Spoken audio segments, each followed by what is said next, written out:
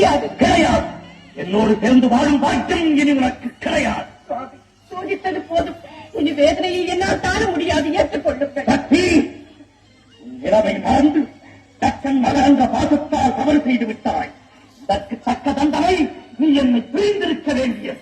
தவறு செய்வது மனித இனம், மன்னிப்பது தெய்வீக குணம் என்று உலகிற்கே உபதேசம் செய்த தாங்களா இப்படி பேசுகிறீர்கள்? உன் தவறுக்கு மன்னிப்பே கிடையாது. போ. அப்படி முடிவு கட்டு விடாதீர்கள். என்னை பிரிந்து தனிமையில் இருக்க வேண்டாம். உன் தேவையில் எனக்கு தேவையில்லை.